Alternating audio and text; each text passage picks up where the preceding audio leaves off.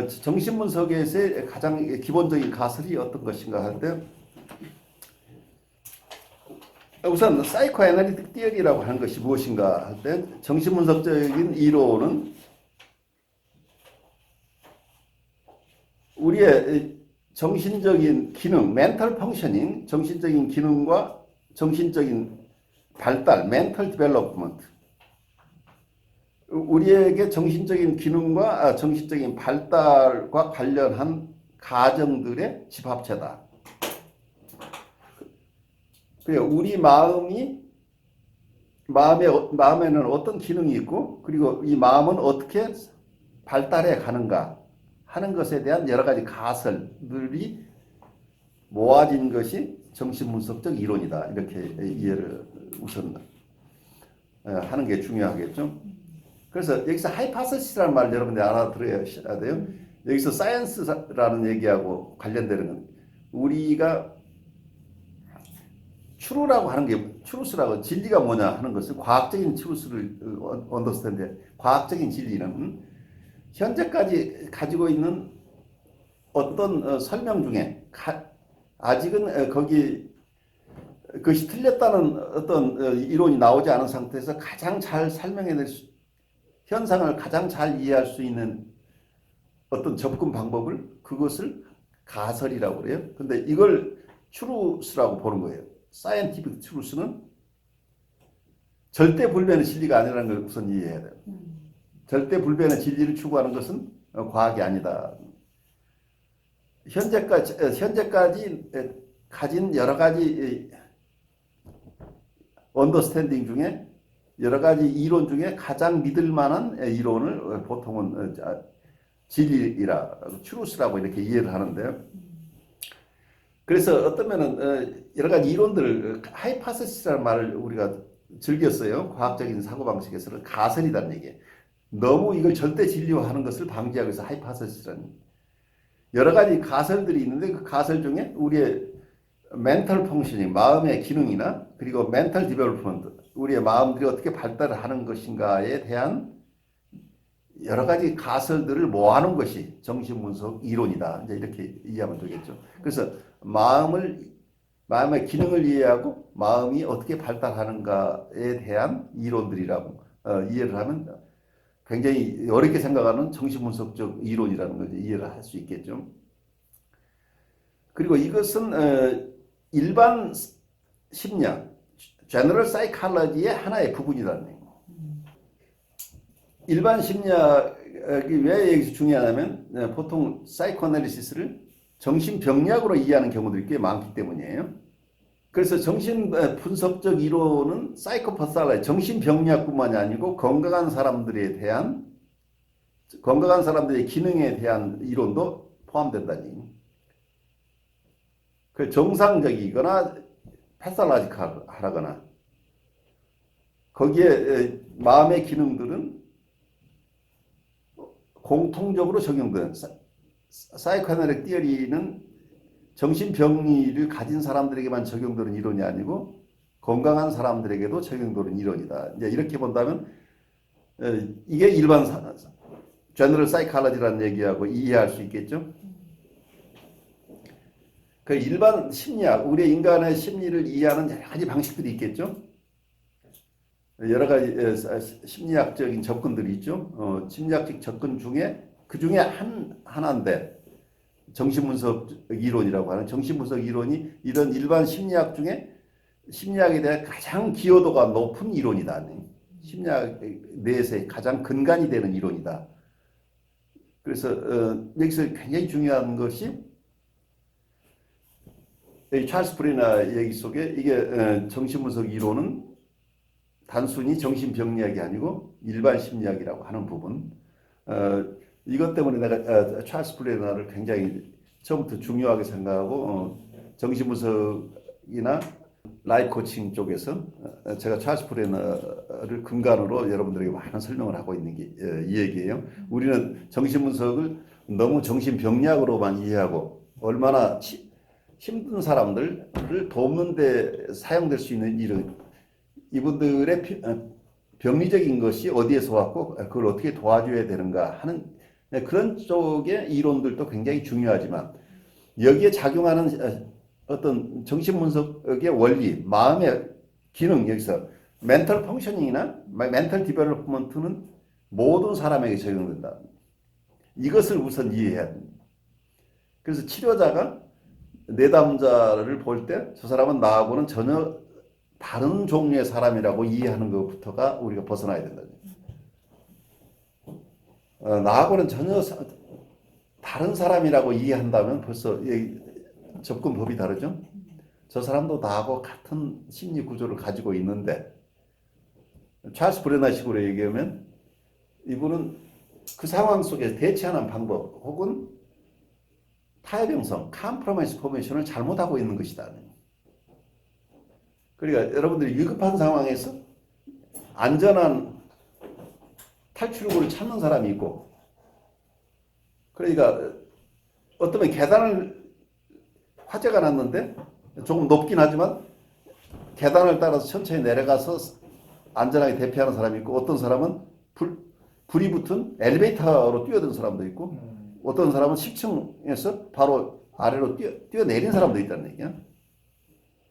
병리적이라고 하는 것은 여기에 부적응적인 타협형성을 한 사람이거든요.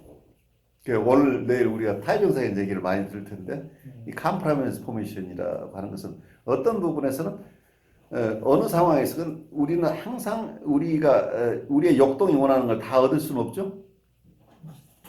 그렇지만 우리가 원하는 걸 다 좀 최대한 얻고, 그렇지만 우리가 그것 때문에 위험하기도 하니까 이 위험을 최대한 방지한 우리 불편함 내지는 어떤 불안이나 우울을 최소한으로 하면서, 불안이나 우울 때문에 우리가 너무 힘들면 안 되니까, 그렇지만 이러한 방어는 불안이나 우울에 대한 방어의 에너지를 어느 정도 사용하면서 너무 불안해지지 않도록, 그렇지만 대부분의 에너지는 우리가 하고자 하는 것, 얻고자 하는 것에 에너지를 쏟을 수 있는 게 이게 건강한 타협형성이라고 우리가 볼 수 있는데, 건강하지 못한 타협형성은 자기의 에너지를 거의 방어 쪽에서만 쓰고 실제 자기가 원하는 것을 얻는데 에너지를 쓰지 못하는 것이 부적합한 현실 적응 혹은 부적합한 타협형성이 되겠죠. 그래서 병리적인 타협형성이라고 하는 것 자체는 실패한 타협형성이라고, 타협형성이긴 한데 소기의 목적을 다 얻지 못하는 타협형성. 그러니까 어떤 면에서 효율적이지 않은 이런 타협형성이 정신병리적이다, 이제 이렇게 볼 수 있겠죠. 그렇지만 여기에 정신분석적인 띠어리는 병리적이나 건강한 사람에 다 동일하게 적용되는 원리가 있다는 것을 이해를 한다면, 우리가 이 정신분석 이론을 공부하는 것은 정신병리에 힘들어하는 분뿐만이 아니라, 그리고 사이카틱하거나 뉴라틱한 사람뿐만이 아니라 노멀한 사람들도 여러분이 살면서 정신병리라고 분리될 수 있는 것은 아니지만 자기의 삶 속에서 어떤 때는 길을 잃고 자기의 대상 선택을 제대로 하지 못하거나 직업 선택을 잘못하거나 직업에서 견뎌내지 못하는 경우도 있고, 뭔가 자기의 목표를 설정하지 못하고 우왕좌왕하는 이러한 많은 경우들이 있는데, 이때 심리적인 정신분석적인 이론을 잘 이해한다면 이분들을 도울 수 있는 방안들을 여러분들이 가질 수 있다는 얘기죠.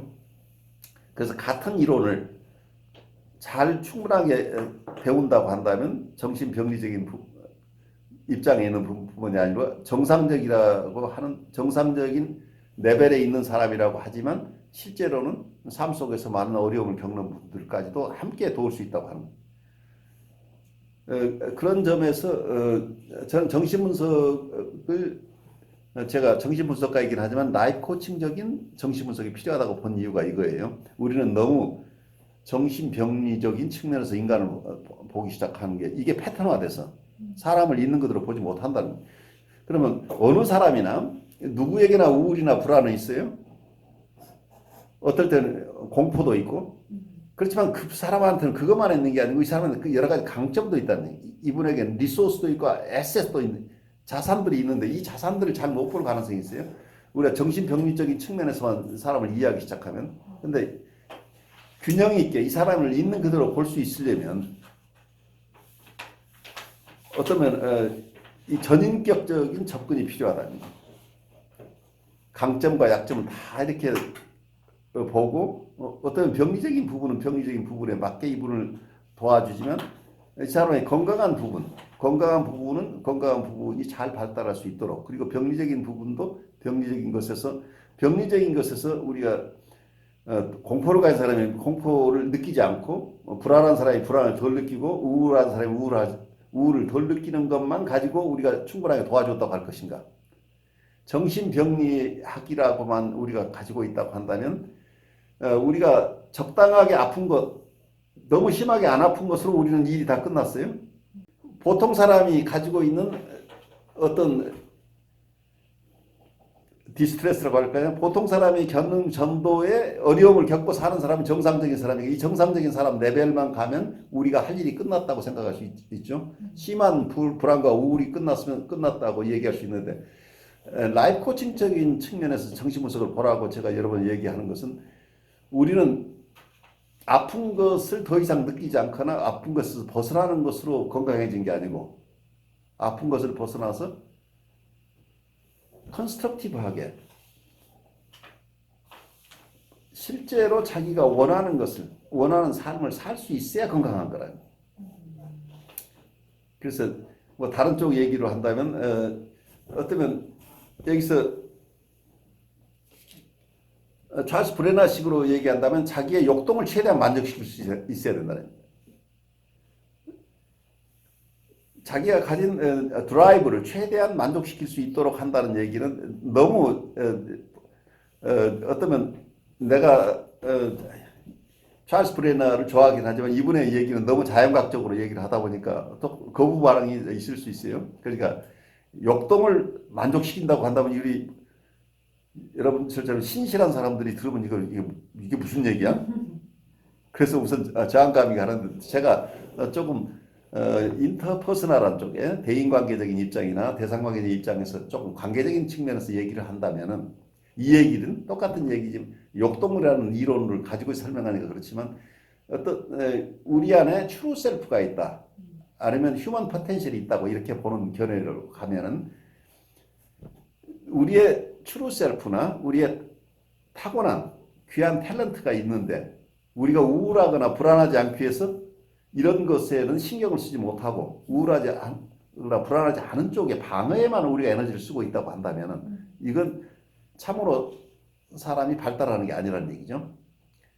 그래서 이 우울하고 불안한 것을 없애는 것만 가지고 우리의 치료의 목표로 볼 부분은 아니고 치료라는 용어를 꼭 쓸 필요는 없다고. 라이프 코칭이나 정신분석이라고 한다면 어떤 사람은 그 사람의 목표가 나는 더 이상 불안하지 않고 너무 심하지 않게 우울과 불안에서 벗어나는 것만을 원하는 사람에게는 그걸로 있어 오케이 터미네이션이 되겠죠. 그렇지만 어떤 분은 그거보다는 나로 참으로 의미 있는 삶을 살고 싶어요. 나도 희망을 가진 삶을 살고 싶어요. 나도 이 세상에 태어나서 뭔가 보람 있는 일을 하고 갔으면 좋겠어요. 라는 소망을 가진 사람도 이 세상에 얼마든지 있죠. 그러지 못해서 좌절을 겪는 많은 사람이 있다는 얘기예요. 이분들을 도와주는 길을 우리가 함께 가야 된다는 얘기예요. 그래서 아픔을 넘어 참으로 건강함이 무엇인가를 우리가 조금 더 생각해야 될 부분이겠죠. 그래서 참으로 건강한 삶을 살 수 있도록 도와주는 역할을 할 수 있는 게 정신분석적이라는 툴이라는 얘기예요. 정신분석을 그래서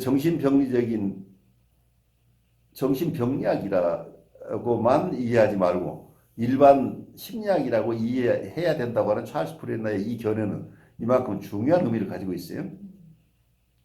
그래서 라이프 코칭 인스티튜트를 제가 여러분에게 만들면서 정신분석적 라이프 코칭에 대한 인스피레이션을 준 여러분 중에 찰스 브레너도 그리고 제가 여러분들하고 또 다음 시간에 얘기할 캐런 오나이나 이런 분들이 가지고 있었던 인간에 대한 통찰 이게 어떤 ICC를 탄생하게 만들었어요. 우리가 열심히 공부하는 이 정신분석이라는 아주 좋은 이론들을 어, 아픔에 있는 사람들의 아픔을 덜어주는 역할도 하지만 좀 더 의미 있는 삶을 살고 싶어하는 사람들이 자기가 원하는 삶을 살 수 있도록 도와주는 쪽에 쓸 수 있어야 되겠다 하는 것이 제게 왔던 어떤 통찰이었어요. 그래서 혁신 라이프 코칭 연수원이라는 걸 만들게 됐는데 이 일에 여러분들이 동역자가 돼서 앞으로 이제 일들을 같이 하셔야 될 분들이죠.